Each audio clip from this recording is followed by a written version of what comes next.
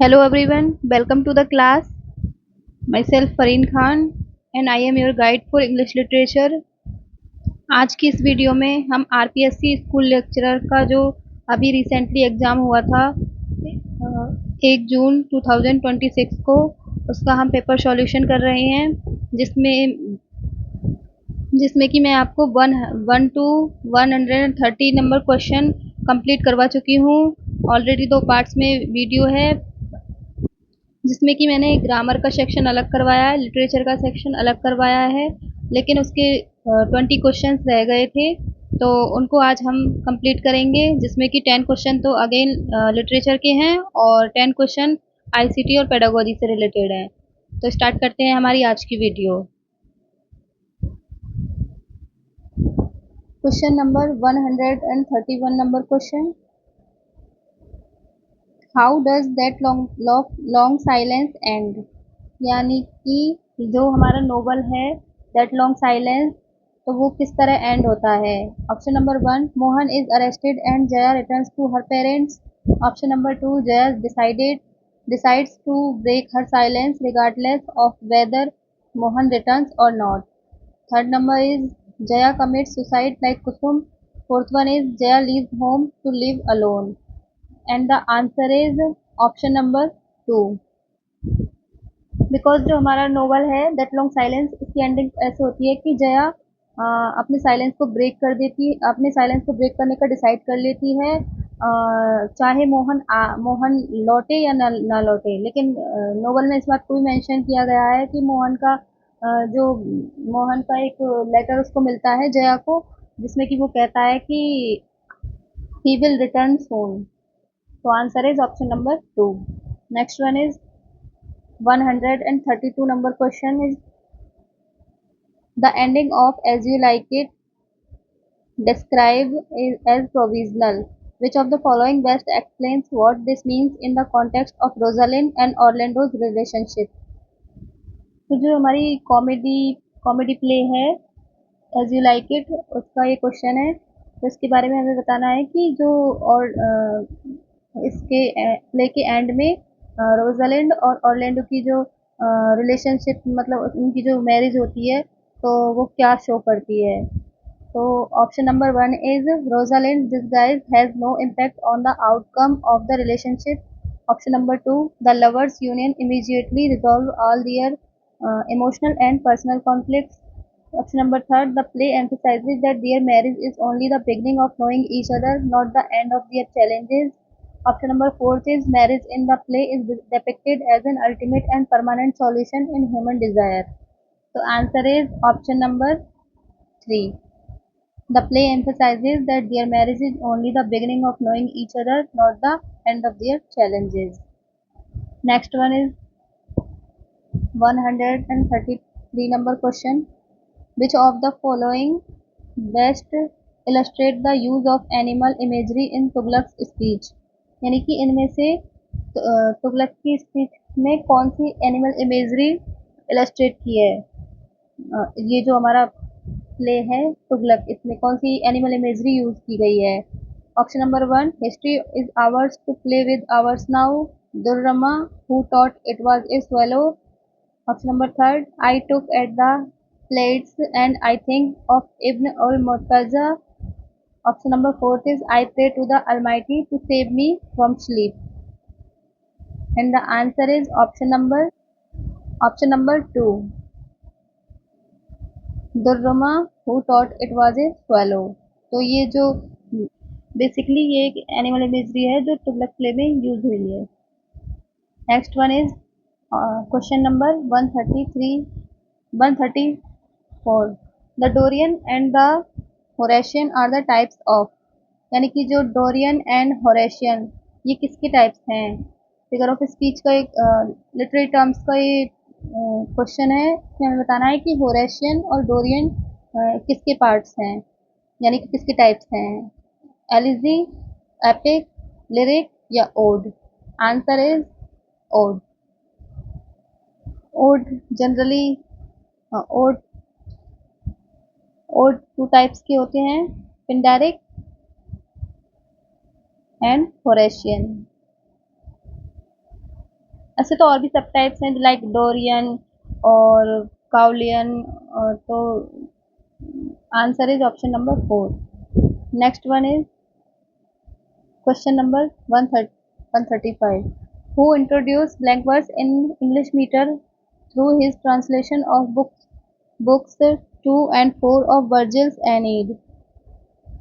तो question is कि Virgil की जो एनीड है उसकी बुक 2 और 4 का किसने ट्रांसलेशन किया है ब्लैंक वर्स में इंग्लिश मीटर में? तो answer is option number 2, Earl of Surrey. Next is 136 number. Pre Raphaelitism, spasmodic poetry, nonsense verse, ghost story are literary developments which of which period? यानी कि ये बताना है हमें कि PRB, स्पेजमोडिक पोइट्री और nonsense verb and ghost story कौन से लिटरेरी पीरियड में डेवलप हुई हैं? जैकोबियन, मेटाफिजिकल, विक्टोरियन या romantic? Answer is option 3, Victorian period. जैसा कि हम सभी जानते हैं कि ये ना विक्टोरियन पीरियड में ही पीआरबी जो हमारा मूवमेंट है वो विक्टोरियन मूवमेंट से ही रिलेटेड है, तो उसके बेस पे भी हम ये आंसर को लगा सकते हैं। Next is 137 number question.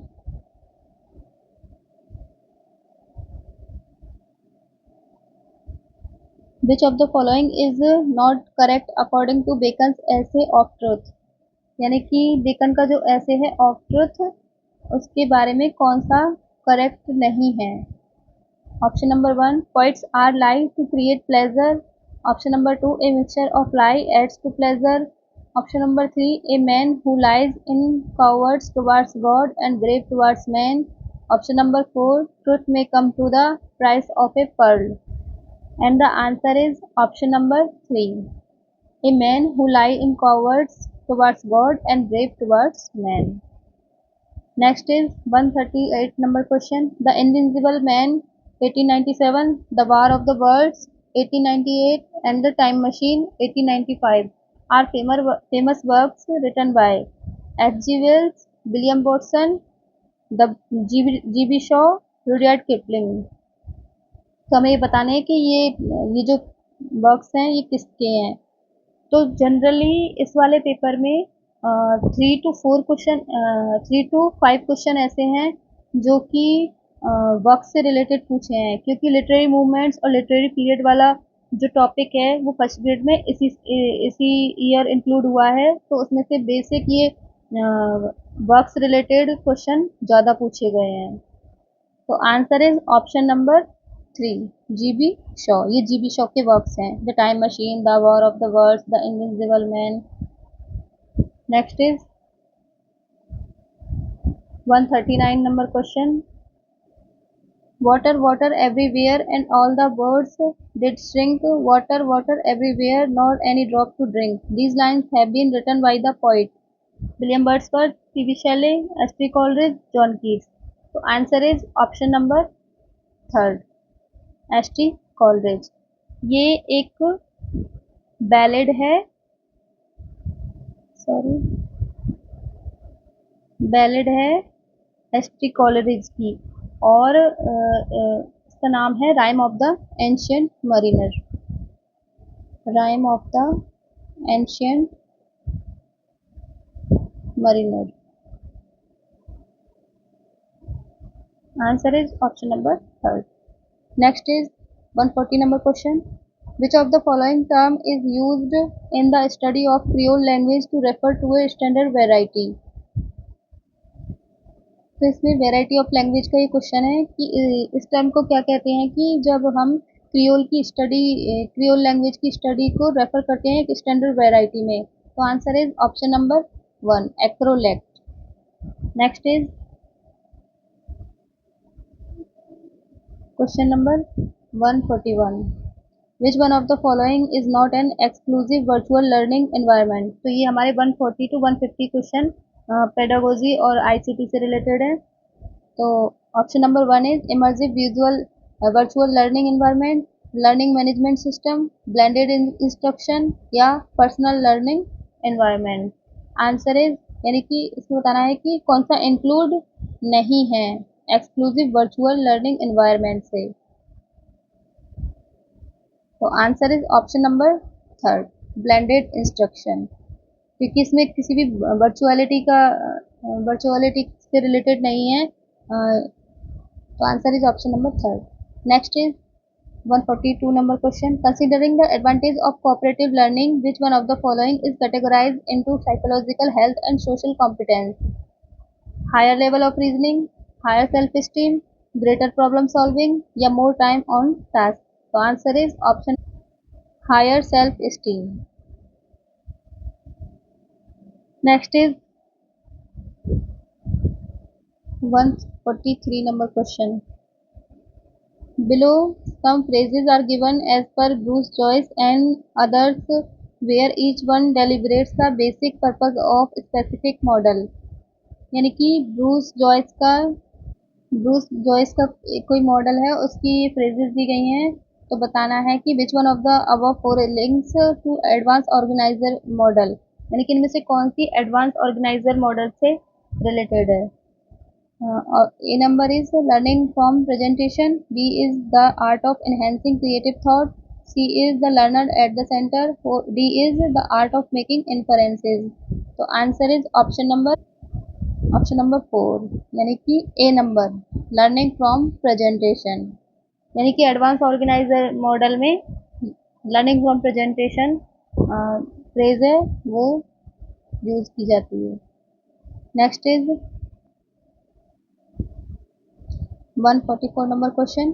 Which of the following dimensions of the learner need to be understood for using ICT? यानी कि आईसीटी को समझने के लिए लर्नर के लिए कौन सी डायमेंशन जरूरी है। Select the correct answer by using the code given below. A is demographic, B is cognitive and prior knowledge, C is affective. तो answer is A option number four, A B and C, यानी कि तीनों aspects जरूरी हैं, demographic भी, cognitive and prior knowledge भी और affective भी। 145 number question is, which one of the following is a basic characteristic of traditional ICTs that differentiate it from modern ICT? यानी कि इनमें से कौन सी ऐसी कैरेक्टरिस्टिक है जो ट्रेडिशनल, यानी कि जो पुराने समय से जो आईसीटी जो चली आ रही है और जो मॉडर्न आईसीटी है उसमें उसको डिफ्रेंशिएट करती है। Option number one is it is a single technology, option number two is it has combination of media, option number third is it has combined delivery system, option number four is it is combination of hardware and software. So answer is option number one, it is a single technology. Next is 146 number question. Which one of the following is the instructional effect of group investigation model? यानी कि इनमें से कौन सा instructional effect है group investigation model का। First one is discipline of collaborative inquiry, second is independence as learners, third is respect for dignity of all, four is social inquiry as a way of life. तो answer is option number one, discipline of collaborative inquiry. Next is 147 number question. Which of the following statement is incorrect in relation to Edgar Dale's cone of experience? Edgar Dale's cone of experience, यानी कि इनमें से बताना है कि कौन सा incorrect है एडगर डेल के कोन ऑफ एक्सपीरियंस पे।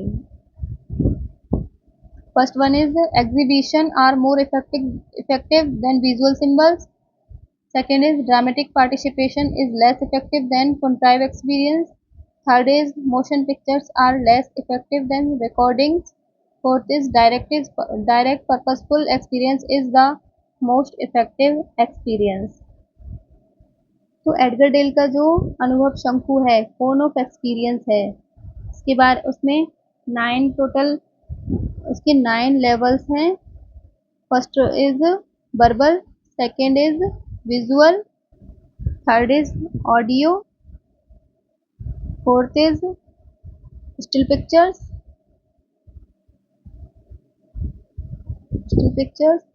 five is field trip, sorry, five is motion pictures,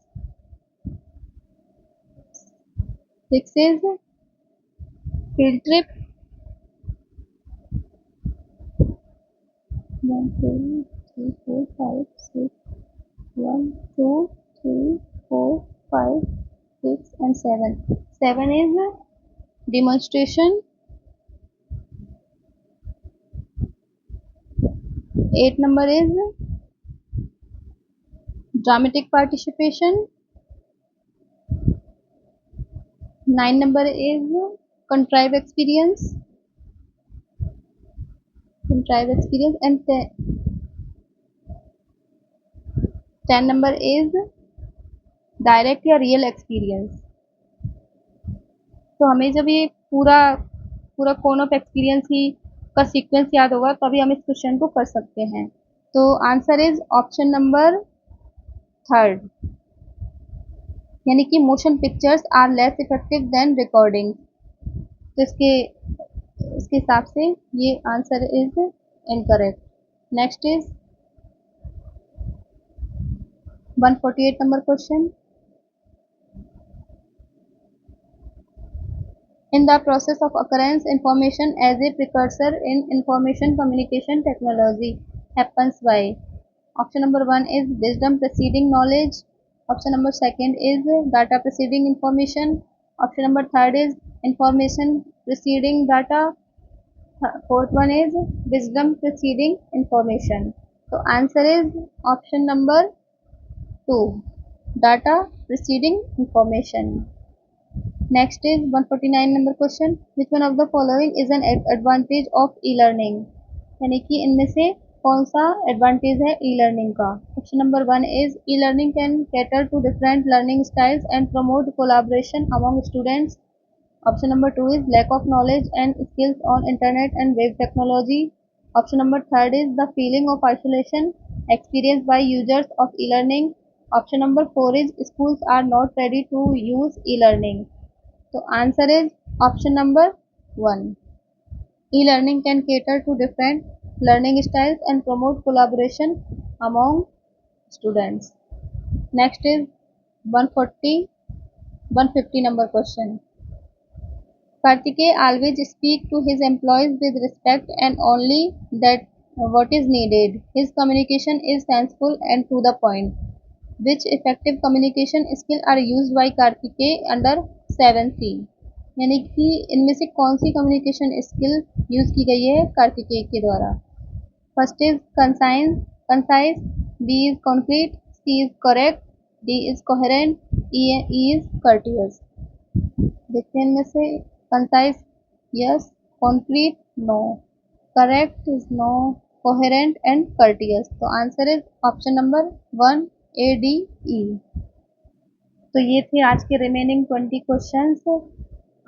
अब हमारा ये पूरा पेपर कंप्लीट हो गया है। अगर आपको पहले से 1 to 50 क्वेश्चन जो ग्रामर के हैं उनके लिए अलग वीडियो है, एंड 51 to 130 नंबर क्वेश्चन जो लिटरेचर सेक्शन की है उसके लिए मैंने अलग से वीडियो बनाई है।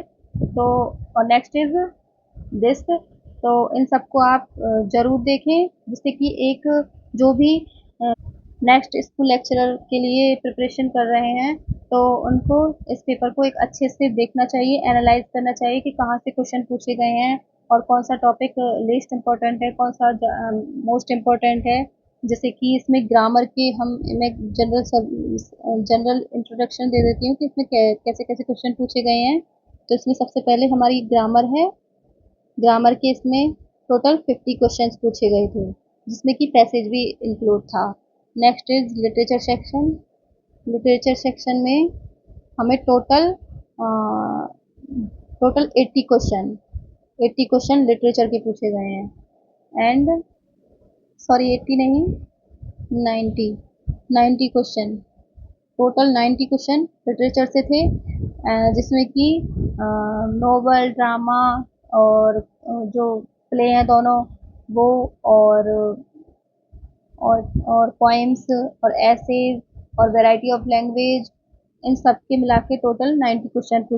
फिगर ऑफ स्पीच और लिटरेरी टर्म्स, लिटरेरी मूवमेंट्स, इन सब के टोटल 90 क्वेश्चन थे। एंड आईसीटी के थे, आईसीटी या पेडागोजी से रिलेटेड 10 क्वेश्चन।